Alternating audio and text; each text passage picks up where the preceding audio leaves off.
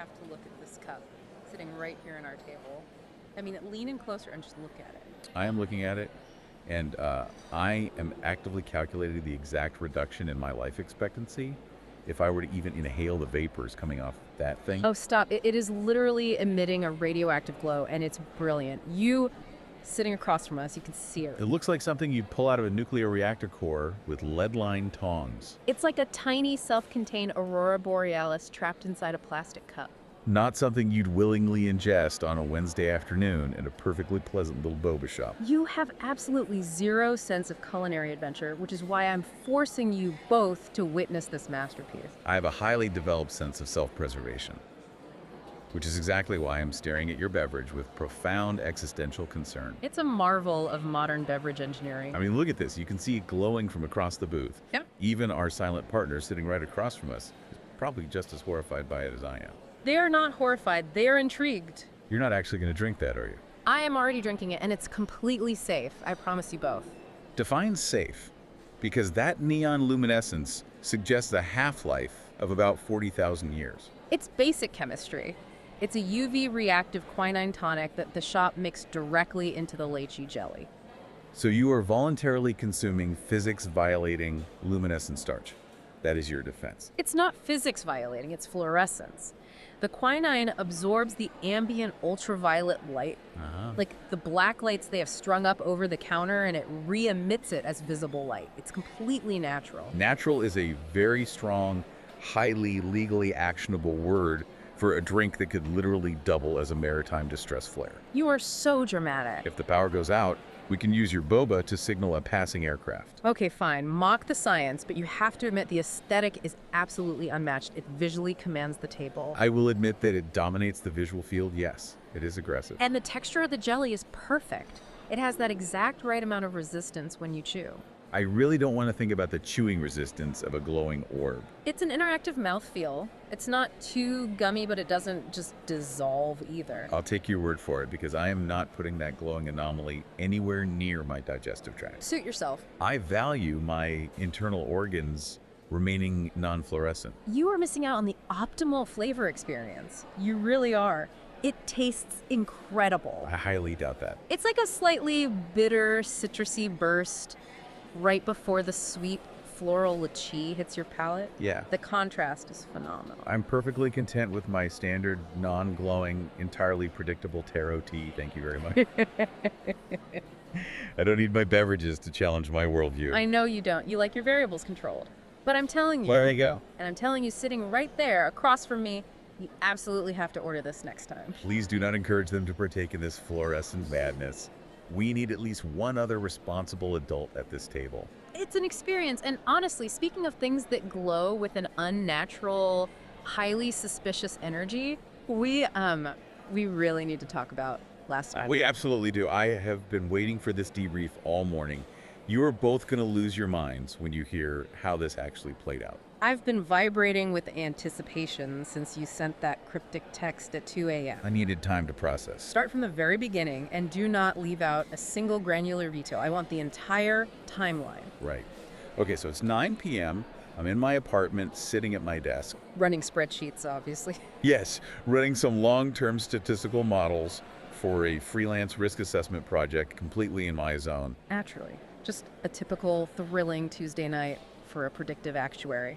Just you and your spreadsheets living on the edge. The spreadsheets are comforting, they make sense, the math always balances, if you say so. So Yeah. I'm in the flow state lately.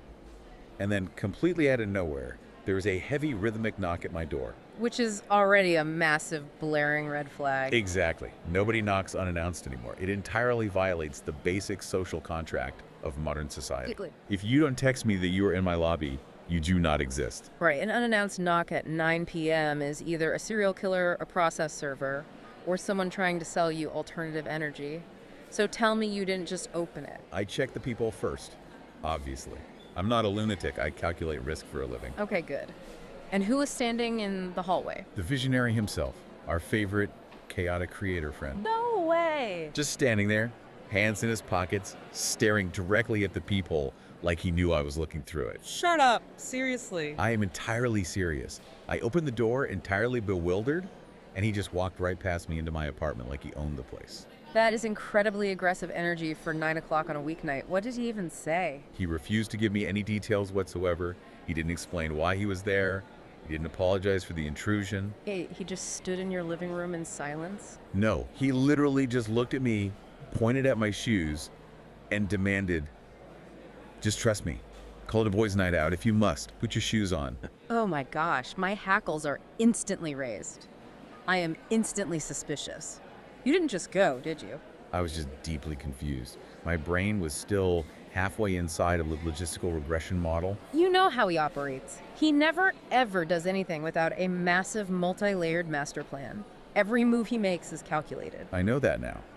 But at the time, I was just baffled by the sudden kinetic intrusion into my perfectly quiet evening. I'm warning you right now, and I hope you were thinking the same thing sitting across from us. They probably were.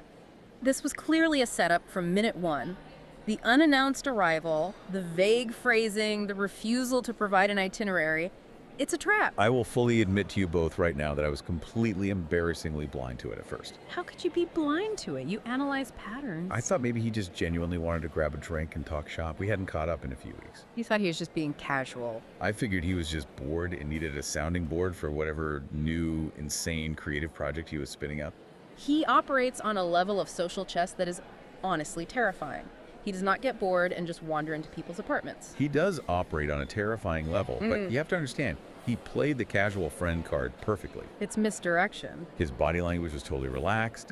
He disarmed my analytical defenses before they even fully booted up. He absolutely did. Okay, so you put your shoes on, you leave your precious spreadsheets behind. Where did he take you? We grabbed a cab, and he gives the driver an address down in the financial district. We end up at this really upscale mahogany and leather lounge. Very fancy for a random, spontaneous Tuesday night. That was my first actual clue that something was structurally unsound about the evening. But you ignored it. I actively ignored it because the ambiance was actually really nice, and they had this incredible jazz trio playing in the corner. Right. Lull the actuary to sleep with smooth jazz. Okay, so you get to the lounge, you walk in, then what? This is where we hit target one, the first stop of the night. I am literally on the edge of my seat. You see this, right? My knuckles are white. We walk in, we sit down at the bar, we order some ridiculously overpriced craft cocktails. And I immediately spot what I can only describe to you as an interesting anomaly. Define interesting anomaly for us, because your threshold for weird is vastly different from mine. One of his so-called work friends, Oh boy. a guy I know tangentially from a few networking events, is just conveniently sitting right there at the exact end of the bar we walked up to. You have got to be kidding me. I thought it was just a coincidence at the time. A coincidence. As an actuary, you know the exact statistical impossibility of a random encounter with a specific professional contact in a city of this size at that specific arbitrary hour. I know, the probability is astronomically low. 0. You'd have to factor in the population density of the financial district at 9:45 p.m., multiplied by the specific overlap of his corporate network. It's basically 0. The math is screaming at you that this is a setup. But he played it off so incredibly smoothly. It was just a casual, oh, hey, funny seeing you here, man. Let me buy you a drink. There was no hesitation, no tell. His luck is entirely orchestrated, I am telling you. He is a puppet master. Well, the guy comes over, pulls up a stool, and suddenly I am locked in this deep, intense, hour-long conversation about predictive modeling and long-term risk variables with him. He completely set you up. He brought you there for that exact conversation. He totally did.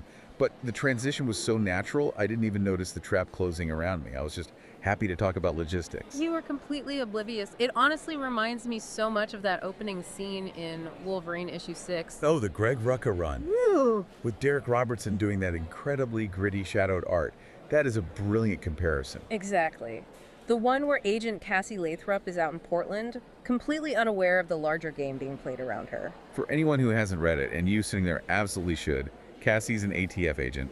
She's totally haunted by this mysterious, brutal man she briefly met during a raid. She literally can't get him out of her head. She's sitting there in a diner with a police sketch artist desperately trying to capture his face based on just a fleeting memory. And the lingering scent of cheap cigars. Yes, and she has absolutely no idea she had a run-in with the Wolverine. She thinks he's just some mob enforcer or a highly trained killer. She's completely oblivious to the reality of the predator she actually encountered. just like I was entirely oblivious to the social predator buying me a craft cocktail. Exactly. You were just sitting there drinking your bourbon, entirely unaware of the mutant-level manipulation happening right next to you. And what's so brilliant about that issue is the cross-cutting.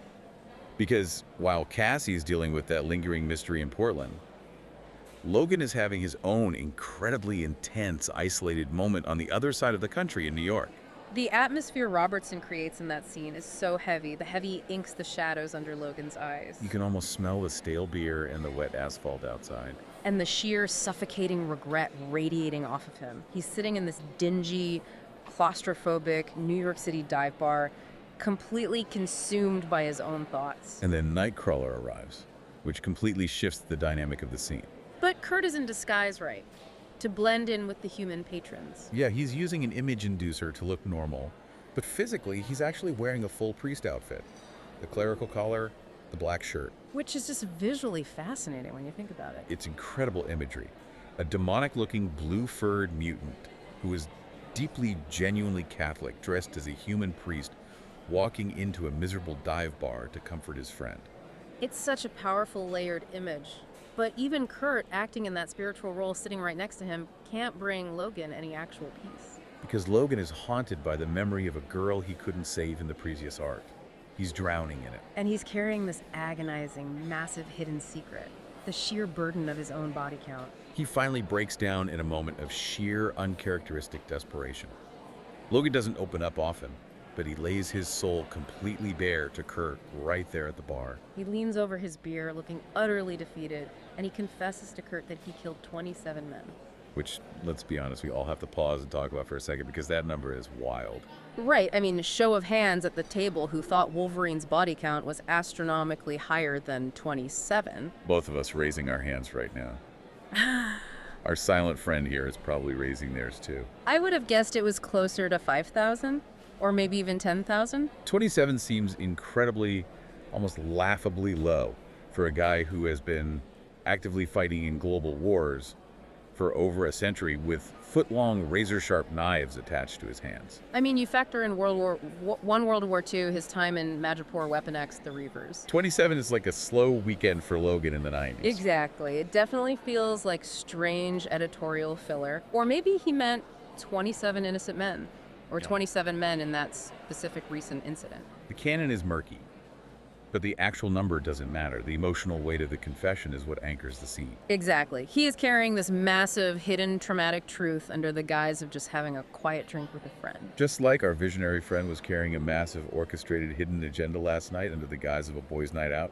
The parallel is actually striking when you lay it out like that. Logan is hiding this brutal reality of who he really is and what he's done, and Kurt has to sit there and grapple with the sheer moral ambiguity of it all. Kurt actually questions his own deep-seated faith in that exact moment. He looks at Logan, someone he loves, like a brother, and he has to ask himself if Logan's brutal, lethal brand of justice makes him an inherently evil man. It's a profound moral dilemma for a superhero comic. Is Logan a monster who happens to do good things, or is he just a good man looking for absolution in a world that forces him to be a monster? Logan insists he isn't a monster, but the crushing weight of his deeds makes him question his entire identity. He's utterly lost. And let me tell you, you really have to question the identity and the moral alignment of the guy sitting next to you at a financial district lounge when you realize you're being played. You really did. Are his deceptive social maneuvering tactics making him a manipulative Machiavellian mastermind? He was definitely hiding life-altering truths under the guise of a casual bar visit. I was just sipping my drink, completely unaware of the psychological warfare happening around me. He was playing you. Just like Logan was hiding his profound darkness from the rest of the world, your friend was hiding his puppet strings. So we wrap up this intense hour-long conversation with the work friend. The guy shakes my hand, tells me he was really impressed with my take on risk variables, and heads out. Did your friend at least buy the drinks to soften the blow? He did. He threw down his card before I could even reach for my wallet, which of course only lowered my guard even further. Classic misdirection. You feel indebted, you feel relaxed, you feel taken care of. And then he casually looks at his watch, nods to himself, and says, "We need to bounce to another spot." Target number 2? Exactly. Target number 2 on his invisible itinerary. Okay, where did he drag you this time? Paint the picture. We walk about 3 blocks over to this speakeasy kind of place. Very low lit, exposed brick Edison bulbs. Incredibly exclusive vibe. Ooh. You need a password just to get past the guy at the velvet rope, which he miraculously already had. And let me guess, once you get inside this hidden exclusive bunker, another completely random encounter just magically awaited you. Bingo.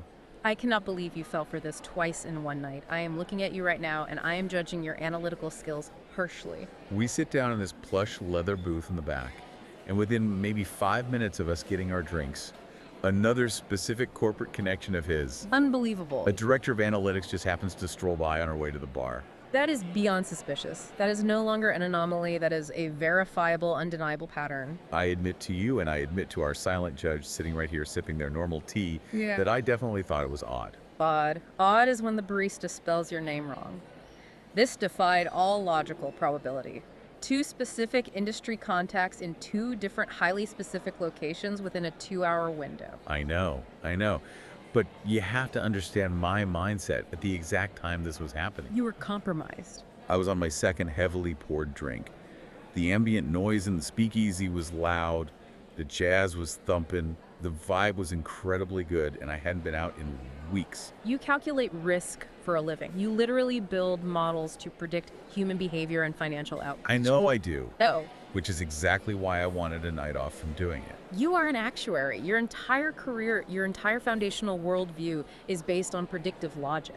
I temporarily suspended my risk assessment protocols for the sake of a good time. Is that a crime? Ignoring a pattern of 2 is a massive, inexcusable failure of predictive logic. A pattern of 1 is a data point. A pattern of 2 is a trend line. I was just riding the wave of the night. I didn't want to be the paranoid guy analyzing the statistics of a coincidence. You weren't riding a wave. You were being powerlessly dragged along a predetermined path. You had absolutely no agency in that speakeasy. Like a pawn on a chessboard being moved into striking distance. No, wait, I have a way better comparison. You were exactly like Peter Parker in the Amazing Spider-Man Happy Birthday arc. Oh, wow. The J. Michael Straczynski run. Yes. With John Romita Jr. on pencils. That specific arc is a total masterpiece of temporal anxiety and absolute powerlessness. Issue 500, right? The double-sized anniversary issue.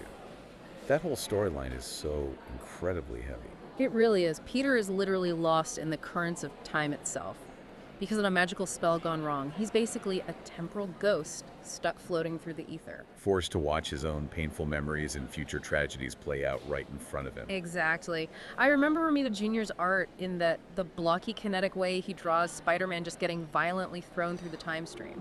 There is that one gut-wrenching, haunting frame where Peter actually sees his own future death. The older future Spider-Man dies in a last stand. He makes the ultimate final sacrifice to buy time for Mary Jane and their son Ben to escape the police. It's brutal. And the very last thing the older Peter looks at before he completely succumbs to his wounds is Aunt May's gravestone. It is so incredibly heavy. The emotional weight of that single panel just crushes you as a reader. And before Peter can even process the grief of seeing his own demise, the page rips him right back to the very beginning of his timeline. Back to the science exhibit. Exactly. He sees the radioactive spider slowly descending on the web. He sees his younger, naive self standing there. The exact bite that changed his entire destiny and brought all this pain into his life. You can see the absolute agony on his face as he stands there debating whether he should intervene and stop the spider, completely erasing Spider-Man from existence to save himself the heartbreak. But he knows he can't alter the timeline without causing a massive paradox. He's trapped. He shares this silent, echoing scream of pure agony with his younger self as the past starts to violently fade away around him. It's pure psychological torture. And just when despair threatens to completely consume him, when he's about to give up and let the time stream shred him, Doctor Strange emerges. Strange's voice cutting through the chaos becomes Peter's absolute only lifeline. Because Strange is the one pulling Peter into this disorienting rapid-fire tour through his own history. He acts as the anchor. He forces Peter to seamlessly, effortlessly dispatch his classic foes. The early years. He fights Sandman, he fights Vulture. And those early fights are a total breeze for him. Peter is dodging and weaving, realizing how much stronger and more experienced he is now compared to back then. But he doesn't get to rest. He's violently yanked by Strange to the next memory. He's facing down the lizard, dodging Electro's blasts. And he's grappling with the haunting echoes of Betty Brant's profound grief over her brother. The emotional hits are coming just as fast as the physical ones. It's an overwhelming, suffocating amount of trauma for one person to process, even for someone with Peter's resilience. He's hurled headfirst into Mysterio's mind-bending hallucinatory illusions. He can't tell what's real. Then he gets physically slammed by the crushing, unstoppable might of the Hulk in a flashback. And then in the most heartbreaking, agonizing sequence of the entire arc, he is forced to stand there and witness the fall of Gwen Stacy all over again. The bridge, the goblin, the web line, the snap. He has to watch her die, knowing he can't save her, knowing it was his web that snapped her neck. Every single memory he is dragged through is a fresh, agonizing wound being ripped open. It's a harsh, unforgiving reminder of absolutely everything he has lost in his crusade. The sheer weight of those compounded failures almost breaks his spirit entirely. But Doctor Strange is this persistent, unyielding, guiding voice echoing through the chaos. Strange doesn't coddle him. He keeps telling Peter to push past the pain, to ignore the grief, and to just keep moving forward, fighting through the timeline. Strange is low-key guiding him through the absolute worst, most emotionally devastating gauntlet imaginable. And why is he pulling him through it so incredibly fast? Yeah. Why the rush? To get him to the exact, precise, present moment in New York City needed to stop Reed Richards. Because Reed, in his infinite glowing intellect, is about to accidentally rip a hole in reality and unleash Dormammu. Exactly. And for anyone listening who doesn't know, Dormammu is essentially an apocalyptic interdimensional demon lord who wants to consume our entire reality. Very bad news. So Strange needs Spider-Man to hit the exact right coordinate in time and space to intervene. And with the combined power of the Fantastic Four, the Avengers, and Strange, they manage to avert disaster. Peter is forever fundamentally changed by tripping through those threads of time. He realizes the value of his own suffering. Especially after he gets back and receives that special glowing birthday gift from Strange. Oh, the little wooden box that lets him step outside of time for just 5 minutes to talk to Uncle Ben on the roof. That conversation is so short, just a few panels, but it's incredibly profound. Ben tells him he's proud of the man he's become. It gives Peter the closure he so desperately needed to keep putting on the mask. It's beautiful. But do you see the structural connection here to your story? I absolutely do. You're saying our friend was your Doctor Strange last night. He really was. He was low-key guiding you through a rapid-fire gauntlet of highly specific corporate social encounters. He was the persistent voice pushing me past my own confusion and actuarial paranoia. He wanted to get you perfectly positioned at the exact right moment for whatever his endgame was. He was completely orchestrating my timeline without my consent. He was the wizard behind the curtain. He was dragging you through the corporate multiverses to save your career whether you wanted him to or not. Okay, so after I survived the speakeasy and the director of analytics, we had to target number 3. The final destination of the night. It's about 11:30 at this point. Where do we go? We walk into this incredibly high-end, ultra-modern hotel bar. Swanky. Floor-to-ceiling glass windows overlooking the city marble, countertops the works. And that is when the realization finally, undeniably, like a physical blow, hits me. Your actuary brain finally rebooted through the bourbon fog. It did. The cognitive dissonance cleared. I looked at all the variables, the timing, the locations, the specific personnel we bumped into, and I realized something is definitively mathematically off. What was the exact breaking point? What was the visual cue that snapped you out of it? We walk into the hotel bar, and he immediately spots a massive executive from his firm. We're talking C-suite level, sitting at a corner table with a date. Oh, this is going to be incredibly good. I can feel the secondhand awkwardness building. Now, normal human protocol dictates you give a polite wave from across the room and leave your boss alone when they are clearly on a romantic date, right? Absolutely. You do not breach the perimeter of a boss's date night. Instead of just waving, my friend walks right over, interrupts them, and intentionally pulls the date aside to ask her a quick question about a mutual friend. He isolated the executive. He surgically removed the civilian from the battlefield. He totally isolated him. He left the executive sitting there alone, and then he uses that exact manufactured window of time to call me over and start hyping me up to this guy. He essentially puppeteered the entire corporate conversation. He set the stage so perfectly framing me as this brilliant, highly sought-after risk analyst that I looked incredible just by standing there holding my drink and nodding. I am practically giddy with validation right now. You see this right. I told you. Your friend's convenient luck is an absolute myth. It is entirely manufactured. It is weaponized charisma and total unapologetic environmental control. He manipulated that entire room, He took a hostile takeover of the conversation and the power dynamic. just like Mr. Fantastic's authoritative takeover of Latveria. Oh, wow. Fantastic Four, Volume 1, Issue 505. You are pulling out the deep cuts today. The authoritative action arc, Part 3 specifically.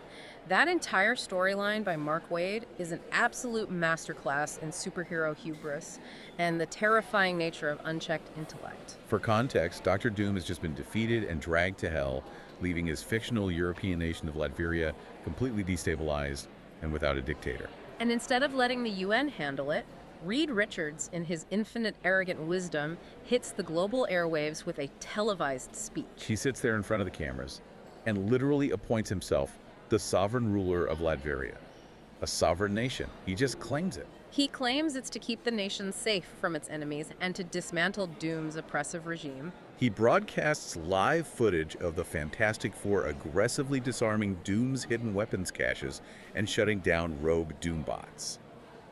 He's trying to show the world that he's liberating them. And then he makes the most baffling, historically ignorant move ever. Oh no. He announces on television that Doom's Grand Castle will be thrown open to the locals. He just opens the gates. He lets the repressed mob mentality completely take over the populace. The Latverian people violently swarm the castle, breaking absolutely to whatever they fancy, looting priceless artifacts, destroying the throne room. It's pure anarchy masquerading as freedom. Johnny Storm, the Human Torch, is watching this and actually finds it unbecoming. He's like, Reed, this is a riot. But Reed insists it's necessary for their psychological catharsis. It's so incredibly arrogant. Reed thinks he can perfectly model human emotional recovery the way he models unstable molecules. And then Reed stands there and watches two Latverian men violently duke it out over a massive, ornate portrait of Cynthia Von Doom. Dr. Doom's mother, who is a tragic figure in her own right. Reed arrogantly questions why they were bothering to protect the memory of the mother of a mass murderer. And the tragic punchline is the men don't care about the mother at all. They just want to strip the painting to melt down its solid golden frame. They are just scavenging. Ben Grimm the Thing overhears Reed's condescending commentary, and he is totally profoundly shocked by what his best friend is saying. Because Reed is sounding less like a superhero and more like a calculated dictator.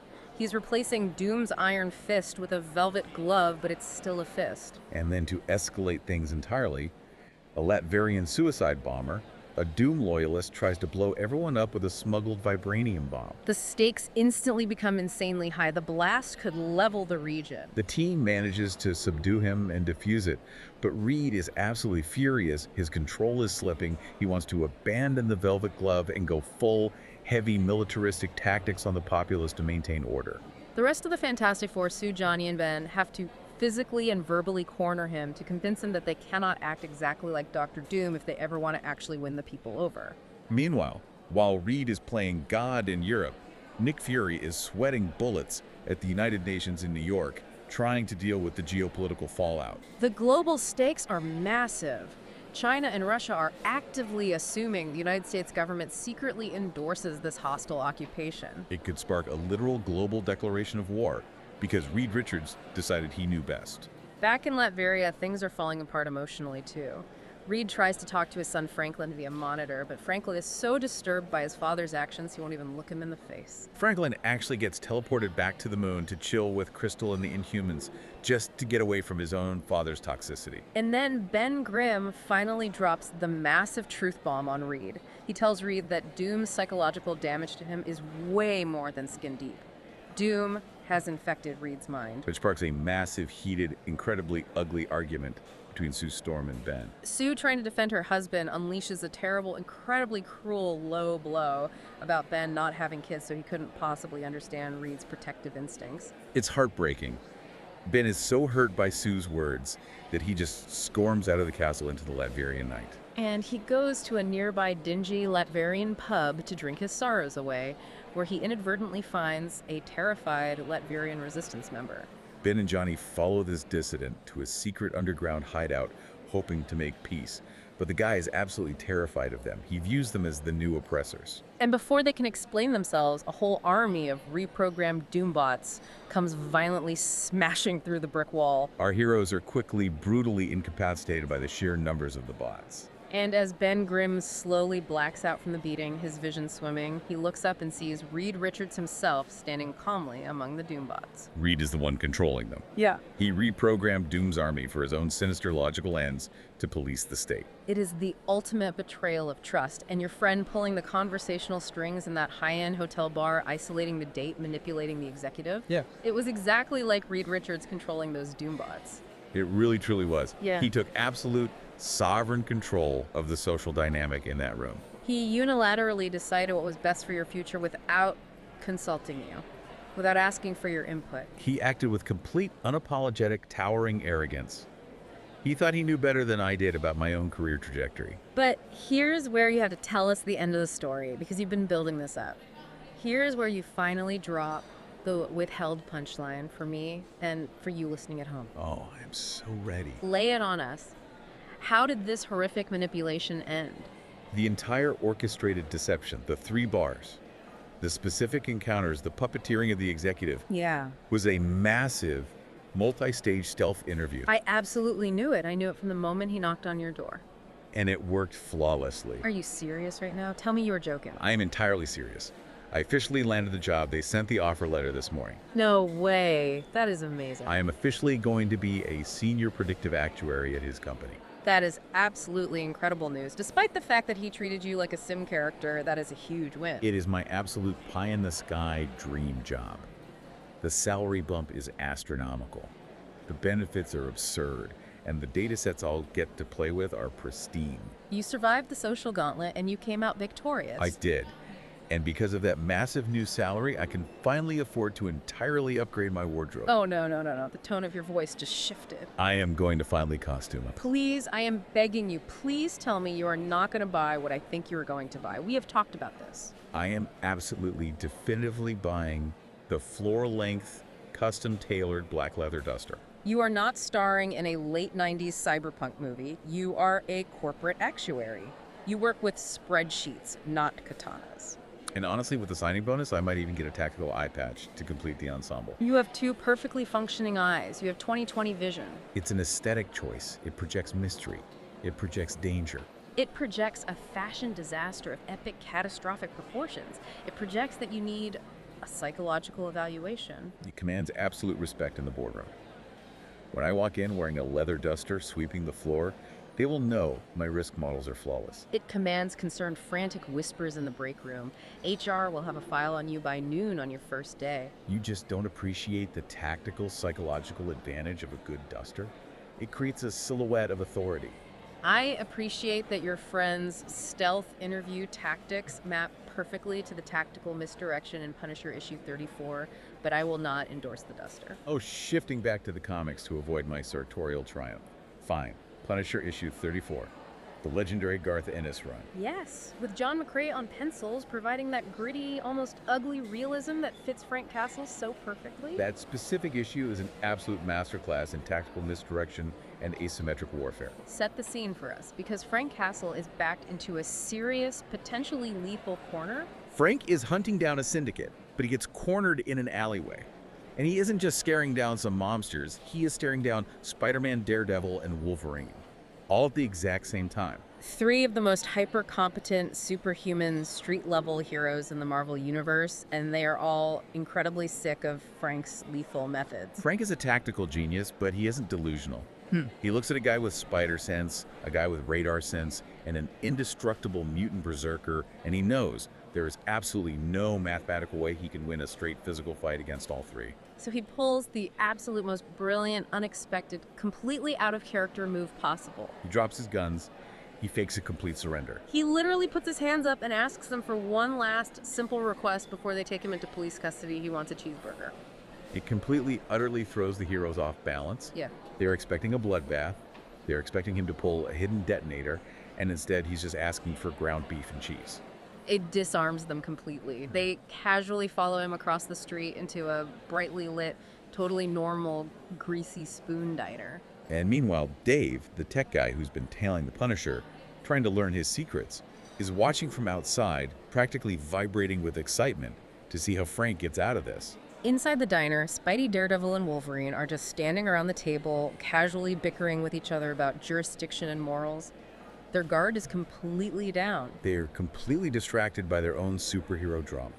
And Frank Castle, sitting quietly in the booth, is already formulating his explosive escape plan. He patiently waits until they are perfectly positioned around him. He calculates the exact angle, the exact distance. And then, without any warning, bam, he intentionally, viciously elbows Wolverine right squarely in the nose. Which, if you know anything about mutant biology, is the single worst, most dangerous thing you can do to Logan in a confined space.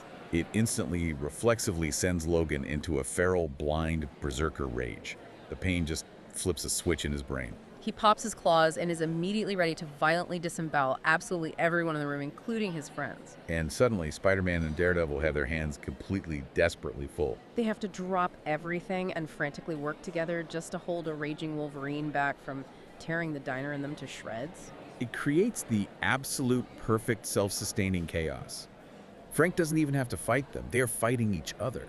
Frank uses the opening to just calmly stand up, adjust his coat, and slip right out the back door into the alley. He leaves the three great heroes sitting there in the diner, covered in ketchup and confusion, wondering what on earth just went wrong. While Frank gets right back on the trail of the secret syndicate auction he was actually hunting the whole time, He tracks down the highly suspicious, heavily guarded armored van moving the merchandise. he brutally busts in, eliminates the guards with extreme prejudice, and secures the area. He tortures a surviving syndicate member just enough to pinpoint exactly what the merchandise is. He snags the promotional videotape detailing the weapon, steals the item right out of the back of the van, and vanishes into the night mission entirely accomplished. That entire diner sequence maps so perfectly to my night out with our creator friend.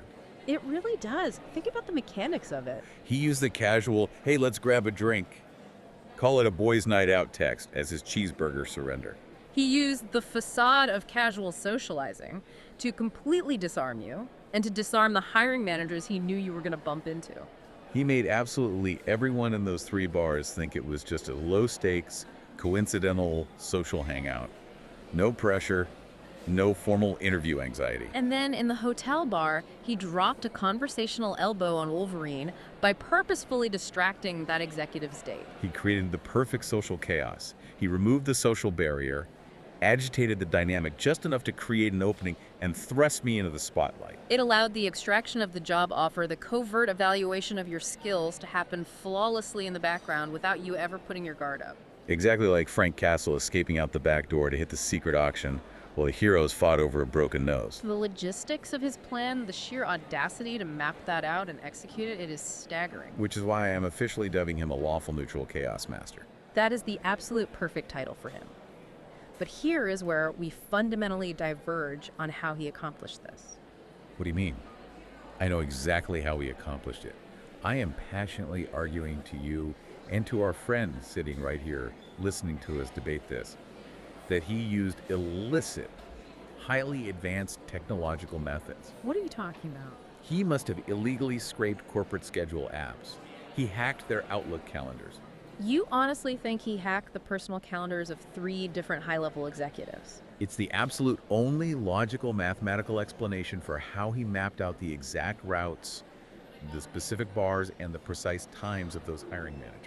I violently disagree with you. You are overcomplicating this because your brain demands a spreadsheet. How else could he ensure with pinpoint accuracy that they would be at those specific 3 bars at the exact moments we walked in? He didn't need algorithms. He didn't need illegal tech or firewall breaches. It's a statistical near impossibility to time 3 random encounters perfectly. It was just casual water cooler chat. He pays attention to people. He probably asked the first guy, hey, where do you usually grab a drink on Tuesdays? You cannot predict fluid human movement in a major metropolitan area with that level of accuracy using just casual small talk. People change their minds. Trains run late. He has phenomenally high emotional intelligence and raw magnetic charisma. People tell him their plans because they like him. Charisma doesn't give you real-time GPS coordinates. It had to be a logistical scrape. You know what you are doing right now? You are doing the exact same thing that Sonya does in the Dresden novels. Sonya? Wait. So you're the Russian Knight of the Cross? Yes! Jim Butcher's Dresden Files. For anyone who hasn't read them, Sonya is one of the 3 holy knights who wields a literal glowing sword imbued with an actual nail from the True Cross. All right, he fights literal, undeniable demons alongside Harry Dresden, who is a very public wizard.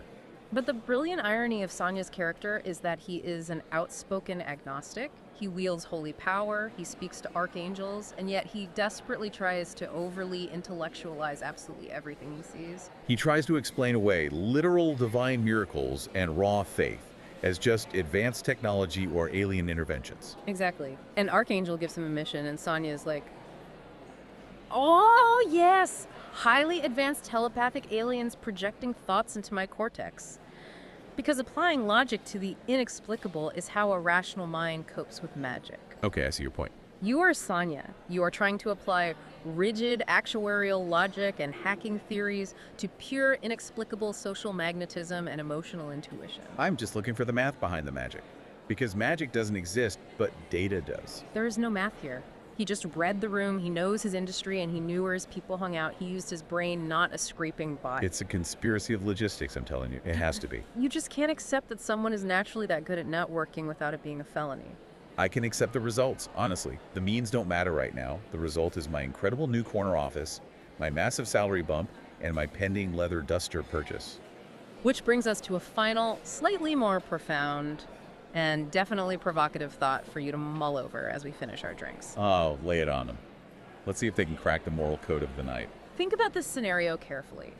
When someone completely manipulates your reality, When they pull the strings and orchestrate your timeline entirely without your consent. and they play you, your friends, and your future bosses like absolute puppets on a stage. But the end result, the absolute final outcome, is your absolute dream life coming true. Does the deception actually matter? That is the ultimate lingering question. Does the violation of your autonomy matter if you win the lottery because of it? At what point does a hostile, arrogant takeover become a necessary, heroic rescue? I want you to take a sip of your imaginary UV glowing boba tea. Sit back and really think about that. Think about who might be silently pulling the strings in your own life right now. The coincidences that led you to your current job, your current relationship. And ask yourself whether you should be thanking them or running away from them as fast as possible. I know what you're gonna do. You're gonna thank him by wearing that horrific leather duster to your first staff meeting, aren't you? I absolutely am. I'm going to sweep into the boardroom like Neo entering the Matrix. You are going to die of heat stroke in a summer weight leather duster.